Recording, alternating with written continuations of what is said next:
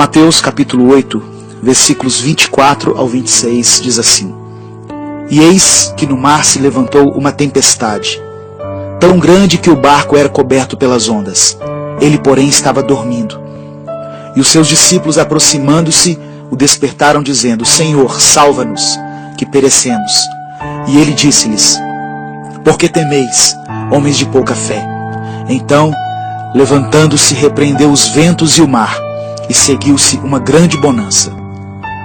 Muitas vezes Deus permite que passemos pelas tempestades em nossa vida. Mas saiba que em tudo Deus tem um propósito. Nada acontece por acaso. Quando Jesus está no nosso barco, nós podemos passar pelas tempestades com confiança. Ele não vai permitir que naufraguemos. E Deus usa as tempestades para nos ensinar algumas lições.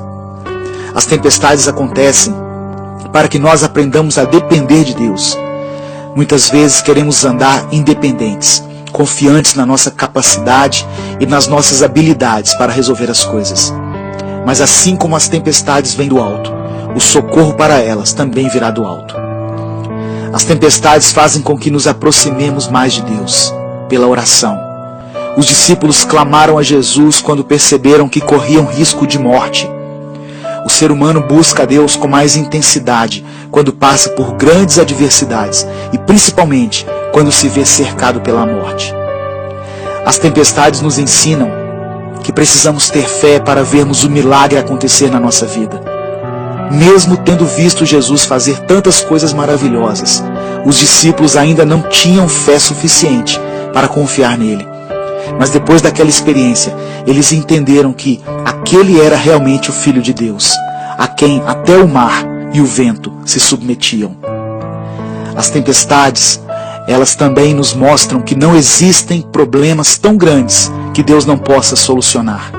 Por pior que seja a tempestade que chegou até você e sua casa, Deus é poderoso para acalmar o mar e os ventos e fazer com que tudo volte ao normal.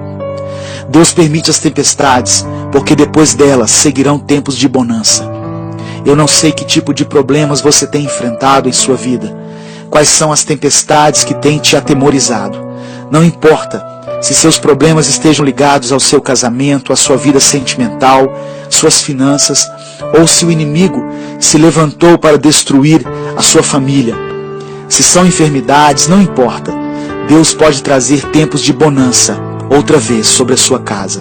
Tenha fé. Eu quero orar por você.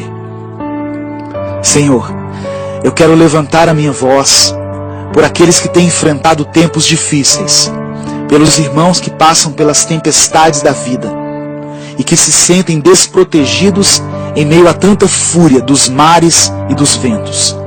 A tua palavra diz que o Senhor é a fortaleza do pobre e do necessitado. Sei que podemos contar contigo na nossa angústia.